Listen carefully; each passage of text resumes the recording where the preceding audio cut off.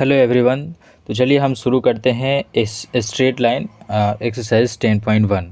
इसके पीछे previous video में मैंने बता दिया हूँ 1 से लेकर 3 तक का क्वेश्चन सॉल्व हो चुका है और हम क्वेश्चन नंबर आज 4 से आगे सॉल्व करेंगे। तो चलिए क्वेश्चन नंबर 4 को समझते हैं। तो क्वेश्चन नंबर 4 कह रहे हैं कि एक्स अक्ष पर कोई एक बिंदु है। एक्स अक्ष पे कोई बिंदु है, तो एक्स अक्ष पे बिंदु है तो एक्स अक्ष पे वाई का जो पॉइंट होता है वो क्या होता है, ज़ीरो होता है। एक्स अक्ष पे वाई का जो पॉइंट होगा वो ज़ीरो होगा। सपोज़ मान लेते हैं कि एक्स अक्ष की पॉइंट ये कोई पॉइंट पी है और इसका कोऑर्डिनेट सपोज़ मान लेते हैं x,0। मैंने x,0 क्यों माना है, क्योंकि ये एक्स अक्ष पे स्थित है और एक्स अक्ष पे वाई का कोऑर्डिनेट क्या होते हैं, ज़ीरो, इसलिए x,0। अब यहाँ पे जो 2 पॉइंट दिया हुआ है इसको सपोज़ मान लेते हैं ए और इसको मान लेते हैं बी। अब इसमें ए का जो कोऑर्डिनेट यहाँ पे दिया हुआ है 7,6 और दूसरा दिया हुआ है 3,4, राइट। तो यहाँ से इसका 2 कोऑर्डिनेट यहाँ पे दिए हुए हैं, ठीक है ना। तो इसके क्वेश्चन में कह रहे हैं कि एक्स अक्ष पर एक बिंदु ज्ञात करें जो बिंदु 7,6 और 3,4 को बिंदुओं से समान दूरी पे हैं। मतलब ये वाला जो डिस्टेंस है ए पी वो किसके बराबर है, पी बी के बराबर है, यानी बी पी के बराबर है, राइट। तो बताने हैं कि जो एक्स अक्ष पे जो बिंदु है उसकी कोऑर्डिनेट क्या होगी, ये हमें बताने हैं, ठीक है ना। अब यहाँ पर ये एक्स अक्ष पे हैं तो ये मैंने माना है पॉइंट पी को, तो ये लिखना पड़ेगा कि माना एक्स अक्ष पे क्या है, स्थित हैं। अगर ये एक्स अक्ष पे स्थित हैं और ये बिल्कुल ए बी के बिल्कुल बीच में स्थित हैं, तो निश्चित रूप से इसका जो ए पी का डिस्टेंस होगा वही इक्वल होगा किसके, पी बी के डिस्टेंस के, ठीक है ना। जो ए पी का डिस्टेंस होगा वही पी बी के डिस्टेंस के क्या होगा, इक्वल होगा। अगर हम इसको स्क्वायर करें दोनों तरफ तो भी ये इक्वल होंगे, ठीक है ना। दोनों तरफ स्क्वायर करेंगे तो भी क्या होंगे, इक्वल होंगे, राइट। इतना बात समझ में आ रही होगी। अब यहाँ पर देखिए ए से लेकर पी तक का डिस्टेंस और पी से लेकर बी तक का जो डिस्टेंस है वो इक्वल है, स्क्वायर में है। तो यहाँ पे डिस्टेंस बिटवीन 2 पॉइंट लगाएंगे। तो डिस्टेंस बिटवीन 2 पॉइंट का फार्मूला x2 - x1 का whole square plus y2 - y1 का होल स्क्वायर। तो यहाँ पे स्क्वायर में x1 की वैल्यू को ये सारे पुट करेंगे। पहले हम ए पी का जो वैल्यू है उसको हम पुट करेंगे, तो ये जो हमारा जो वैल्यू निकल के आते हैं वो x - 7 का होल स्क्वायर। अब यहाँ से देखिए स्क्वायर से रूट क्या हो जाएगा, कैंसिल होगा, इसलिए हम इस बार स्क्वायर रूट को नहीं लिखेंगे। तो x - 7 का होल स्क्वायर और प्लस y2 - y1 यानी 0 - 6 का होल स्क्वायर। तो 0 - 6 का होल स्क्वायर करेंगे तो ओनली 6 का स्क्वायर आएगा, राइट।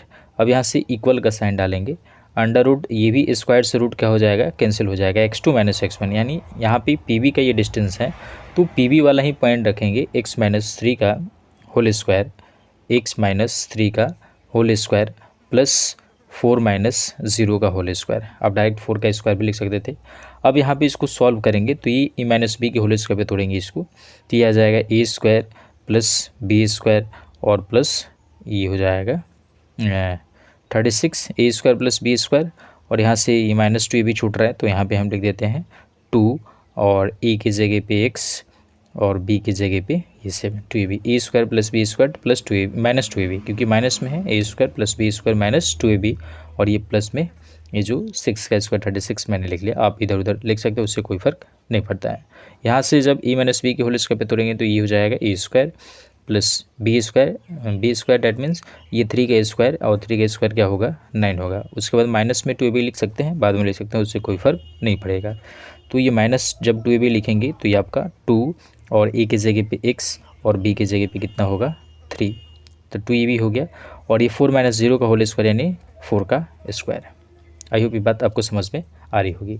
उसके बाद जब हम नेक्स्ट इसको जब हम सॉल्व करेंगे तो ये सॉल्व करने के बाद जो हमारा जो नंबर आएगा यहाँ से एक्स स्क्वायर और एक्स स्क्वायर एक कट जाएगा, इसको जब हम ऐड करेंगे तो ये आ जाएगा 5 और -8x, राइट। और यहाँ से आ जाएगा -16। तो ये माइनस से माइनस क्या हो जाएगा, कैंसिल हो जाएगा। तो माइनस से माइनस ये कैंसिल हो गया, तो यहाँ से हमारा जो x की वैल्यू आया ये 8 से भी कैंसिल हो जाएगा, ठीक है ना। 4 2 ज़ा 8 और ये 15 चौका 60, यानी x की जो हमारा जो वैल्यू आया निकल के, वो x की वैल्यू हमारा क्या निकल गया है, x की वैल्यू हमारा निकल के आ गया 15/2। तो यहाँ से हम इसका निर्देशांक बता सकते हैं कि इसका जो निर्देशांक होगा वो निर्देशांक क्या होगा, ठीक है ना। तो इसका जो हमारा जो निर्देशांक होगा उसको हम इसका लिख लेंगे। तो यहाँ पे लिखेंगे x अक्ष का नियामक, यहाँ पे लिखेंगे x अक्ष का नियामक, ठीक है ना। तो x अक्ष का जो नियामक मैंने या निर्देशांक इसके जगह पे मैंने माना x,0 माना था। अब उसके बाद इसकी पॉइंट को हम रख देंगे, x का पॉइंट आया है 15/2, तो यहाँ पे 15/2 लिख लेंगे और यहाँ पे ये 0 लिख लेंगे, यानी x अक्ष का जो हमारा कोऑर्डिनेट होगा वो क्या होगा 15/2। आई होप ये बात आपको समझ में आ रही होगी। अब उसके बाद जो हम नेक्स्ट जो क्वेश्चन है उसको सॉल्व करते हैं। जो नेक्स्ट क्वेश्चन इसमें दिया हुआ है वो कह रहे हैं कि उस रेखा का हमें ढाल ज्ञात करना है। क्या ज्ञात करना है? उस रेखा की हमें क्या बतानी है? ढाल ज्ञात करनी है, जिसका मूल बिंदु और P0,-4 तथा B8,0 को मिलाने वाले, ठीक है ना, मिलाने वाली रेखाखंड का मध्य बिंदु से मिलती है, ठीक है ना। एक ऐसे हमें फिगर का निर्माण करना है, ठीक है ना। एक ऐसे हमें क्या करना है, एक फिगर का निर्माण करना है जिसमें कोई एक लाइन सेगमेंट होगा और उसका मध्य बिंदु से जाने वाले जो रेखाखंड है ना, वो मूल बिंदु से होकर जा रहे हैं, है ना। और उस रेखा का हमें क्या बताने हैं? ढाल बतानी है, ठीक है ना। तो ये क्वेश्चन नंबर 5 है। आइए क्वेश्चन नंबर 5 को यहाँ पे समझते हैं। पहले इसको फिगर के माध्यम से समझ लेते हैं। जैसे सबसे पहले मान लेते हैं कि ये जो लाइनें हैं, अब ये एक्स एक्सिस वाई एक्सिस मैंने खींच लिया। अब यहाँ पे देखिए, यहाँ पे कोई 2 बिंदु हैं, ठीक है ना, 2 बिंदु हैं। सपोज मान लेते हैं ये पॉइंट P मान लेते हैं और इसको मान लेते हैं Q, ठीक है ना। जिसमें ये P का जो निर्देशांक है आप P और Q नाम दे सकते हैं या A B जो भी नाम देना चाहते हैं वो दे सकते हैं। वो 0,-4 है, तो यहाँ पर इसको 0,-4 लिख लेंगे। यहाँ पे इसका कोऑर्डिनेट है वाई एक्सिस पे है, ठीक है ना। तो वाई एक्सिस पे x का कोऑर्डिनेट 0 होता है, इसलिए 0,-4 यहाँ पे काउंट कर लेंगे, ये -4 में है। अब यहाँ पे जो Q का जो कोऑर्डिनेट है वो 8,0 है, ठीक है ना, क्योंकि ये एक्स एक्सिस पे है और एक्स एक्सिस पे वाई का पॉइंट 0 होता है, ठीक है ना। अब इससे जो एक ऐसा हमें पॉइंट लेनी है और वो पॉइंट जो इसके मूल बिंदु से होकर जाएगा, ये लाइनें, ठीक है ना, ये मूल बिंदु से होकर जाएगा और ये मूल बिंदु है और इसका निर्देशांक क्या होगा 0,0 और ये मध्य बिंदु है। और मध्य सूत्र का जो फार्मूला होता है वो x1 + x2/2 y1 + y2/2, ठीक है ना। तो यहाँ से हम इसका e का कोऑर्डिनेट निकालेंगे मध्य सूत्र वाला फार्मूला से, ठीक है ना। तो यहाँ पे लिखेंगे क्या, तो सबसे पहले हम लिखेंगे ए का नियामक, ठीक है ना, ए का नियामक, ठीक है ना, ए का नियामक बराबर x1 + x2/2 प्लस कोमा या y1 + y2/2, ठीक है ना। ये इसका कोऑर्डिनेट है ना। अब इसकी वैल्यू को पुट करेंगे तो यहाँ पे x1 + x2 मतलब 0 + 8, ठीक है ना। 0 + 8 क्या होगा? 8 ही होगा /2। यहाँ पे -4,0, तो ये क्या आएगा? -4/2, ठीक है ना। अब यहाँ से इसको सॉल्व करेंगे तो यहाँ से ये कैंसिल हो जाएगा, तो ये आ जाएगा 4 और यहाँ से आ जाएगा -2। तो यहाँ से ए का कोऑर्डिनेट निकल गया 4,-2, ठीक है ना। आई होप ये बात आपको समझ में आ रही होगी, ठीक है ना। अब कह रहे हैं कि उस रेखा का हमें ढाल ज्ञात करना है, ठीक है ना। उस रेखा का ढाल ज्ञात करना है जो मूल बिंदु से, ये मूल बिंदु से जा कर रही है ना। इस रेखा का हमें क्या बताना है? ढाल। और किसी भी रेखा का ढाल ज्ञात करने के लिए हमारे पास 2 चीज़ होना चाहिए, ठीक है ना, 2 पॉइंट होना चाहिए। और इस रेखा का ढाल ज्ञात करने के लिए हमारे पास 2 पॉइंट हैं, है ना। जब किसी भी रेखा का ढाल ज्ञात करना हो और 2 पॉइंट पता हो तो हम उसके लिए फार्मूला जो होती है y2 - y1 / x2 - x1, तो हम वही ओ ए का ढाल निकाल सकते हैं और यही ढाल हमें निकालना है। तो ओ ए का ढाल बराबर क्या हो जाएगा? Formula y2 - y1 / x2 - x1, ये फार्मूला होता है। अब इसी फार्मूला पे इसको रखेंगे, तो फार्मूला पे रखेंगे तो आपका क्या हो जाएगा 4 - 0, तो यहाँ पे लिखेंगे y2 - 1 सॉरी, तो y2 की वैल्यू है -2, तो -2 - 0, राइट, -2 - 0 का /4 - 2, तो यहाँ से इसको सॉल्व करेंगे तो -2/4, इसको सॉल्व करेंगे तो -1/2। तो यहाँ से इसका ओ ए का जो स्लोप है वो ओ ए का स्लोप आ गया -1/2। आई होप ये बात आपको समझ में आ रही होगी। जो हम नेक्स्ट क्वेश्चन है उस नेक्स्ट क्वेश्चन को सॉल्व करते हैं। यहाँ पर देखिए क्वेश्चन नंबर 6 में कह रहे हैं कि पाइथागोरस प्रमेय का प्रयोग के बिना, मतलब आपको पाइथागोरस प्रमेय का प्रयोग नहीं करना है और इसके 3 पॉइंट दिए हुए हैं। तो यह एक समकोण त्रिभुज का शीर्ष है, ये आपको बताना है, ठीक है ना। ये आपका समकोण त्रिभुज का शीर्ष है, ये बताना है, या कैसा त्रिभुज है, ये त्रिभुज का अगर शीर्ष है तो वो त्रिभुज कैसा होगा, ये हमें बताना है, ठीक है ना। तो यहाँ पर क्वेश्चन नंबर 6 को सॉल्व करते हैं। तो क्वेश्चन नंबर 6 यहाँ पे सॉल्व करेंगे। तो देखिए क्वेश्चन नंबर 6 जो आपको यहाँ पे दिया हुआ है, सबसे पहले हम क्या करेंगे, एक त्रिभुज बना लेंगे, ठीक है ना। एक त्रिभुज बना लेंगे, ठीक है ना। थोड़ा सा जगह इसको और बढ़ा लेते हैं। तो यहाँ पर एक त्रिभुज बनाएंगे, ठीक है ना। एक त्रिभुज बना लेंगे, ठीक है ना। और इसको हम नाम रख देंगे AB और इसको नाम देते हैं C, जिसमें A का कोऑर्डिनेट आपको 4,4 ये गिवन है और इसमें B का जो कोऑर्डिनेट है वो 3,5 भी गिवन है और यहाँ पे -1, ये भी गिवन है, ठीक है ना। अब यहाँ से ये त्रिभुज कैसा है और ये त्रिभुज का शीर्ष है कि नहीं, ये त्रिभुज बनेगा कि नहीं। अगर इसका क्षेत्रफल 0 आ गया तो इसका मतलब वो त्रिभुज नहीं बनेगा।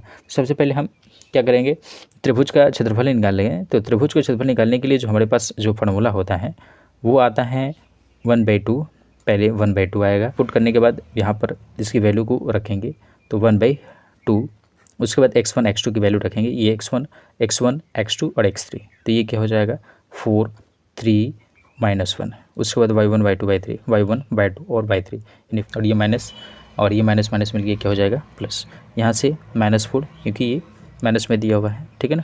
अब यहाँ से इसका कोऑर्डिनेट लिखें, ये प्लस में होता है, बाद में क्या होता है माइनस, इसलिए माइनस को इसको लिखेंगे। अब यहाँ से इसका कोऑर्डिनेट लिखेंगे 3,1, तो यहाँ में 3 और यहाँ से माइनस माइनस ये भी क्या हो जाएगा +1। उसके बाद यहाँ पे लास्ट में +1 लिखेंगे। उसके बाद इसको तिरछी क्रॉस मल्टीप्लिकेशन करेंगे तो -3 और प्लस में क्या हो जाएगा 5। अब इसको आगे बढ़ाएंगे, तो आगे बढ़ाने के बाद आपका जो नंबर यहाँ से मिलते हैं वो आते हैं 1/2 और यहाँ से इसको सॉल्व करेंगे तो ये 4 और 5 और 1 कितना हो जाएगा 6 और यहाँ से -4 ये 3 1 क्या हो जाएगा और ये कितना हो जाएगा 24 और यहाँ से ये 16 हो जाएगा और यहाँ से प्लस में 2, तो यहाँ से 24 और 2 कितना हो जाएगा 26 और 26 बच जाएगा। तो यहाँ से 10/2 इसको कैंसिल करेंगे, आएगा क्या 5, ठीक है ना। यानी 5 कभी भी 0 के बराबर नहीं हो सकता। इसका मतलब ये त्रिभुज का शीर्ष है। अब वो त्रिभुज कैसा होगा ये हमें बताना है। तो क्या करेंगे, सबसे पहले हम AB का ढाल निकालेंगे, उसके बाद BC का ढाल, उसके बाद AC का ढाल। और इन तीनों जब ढाल निकाल लेंगे तो उनमें से कोई भी 2 का ढाल अगर 1 और दूसरा -1 आता है, दोनों का प्रोडक्ट -1 के बराबर आ जाता है, इसका मतलब वो त्रिभुज होगा, वो समकोण त्रिभुज होगा। सबसे पहले हम क्या करेंगे, AB का ढाल निकालेंगे। यहाँ से AB का ढाल निकालेंगे, AB का ढाल, ठीक है ना। AB का क्या निकालेंगे, ढाल निकालेंगे। तो AB का जब हम ढाल निकालेंगे तो क्या करेंगे, ये 4 - 3 सॉरी y2 - y1 यानी 5 - 4 डिवाइडेड बाई 3 - 4, ठीक है ना। इसको सॉल्व करेंगे तो ये आ जाएगा 1 और ये आ जाएगा -1, इसको सॉल्व करेंगे तो -1 आ गया, राइट। अब यहाँ से क्या करेंगे, AC का ढाल निकालेंगे, ठीक है ना। क्या करेंगे, AC का ढाल निकालेंगे, तो यहाँ से लिखेंगे AC का ढाल, AC का ढाल। जब AC का ढाल निकालेंगे तो क्या करेंगे, इसको सॉल्व करेंगे तो 4 है ना, 4 - 1, ये माइनस में है तो क्या हो जाएगा 4 + 1 और यहाँ से 4 ये भी क्या हो जाएगा 4 + 1। तो यहाँ से इसको सॉल्व करें तो 5/5 और 5/5 को कैंसिल करते हैं तो ये आ जाता है 1, ठीक है ना। तो यहाँ से ये आ गया 1। अब ये 1 आ गया तो यहाँ पे देख रहे हैं कि AB का ढाल क्या है -1 और AC का जो ढाल है वो कितना है 1 है। तो यहाँ से जब हम AB का ढाल और गुना कर देते हैं AC का ढाल से, तो ये देख रहे हैं कि -1 के बराबर आ जाए। जब कोई भी दो स्लोप का जब हम प्रोडक्ट करते हैं और दोनों का प्रोडक्ट अगर -1 के इक्वल आ जाता है तो इसका मतलब ये जो लाइनें होगा वो एक दूसरे पे परपेंडिकुलर होगा और ये जब एक दूसरे को परपेंडिकुलर होगा तो इसका मतलब वो त्रिभुज जो होगा वो समकोण त्रिभुज होगा। तो यहाँ पे लास्ट में लिख देंगे अतः यह त्रिभुज क्या होगा, समकोण त्रिभुज होगा। अतः यह त्रिभुज समकोण त्रिभुज होगा। अतः यह त्रिभुज क्या होगा, समकोण त्रिभुज होगा, ठीक है ना। अतः ये त्रिभुज क्या होगा, समकोण त्रिभुज होगा। तो इस तरीके से हम किसी भी क्वेश्चन को आसानी से सॉल्व कर पाएंगे। आई होप ये बात आपको समझ में आ रही होगी। Thanks for watching this video. Thank you.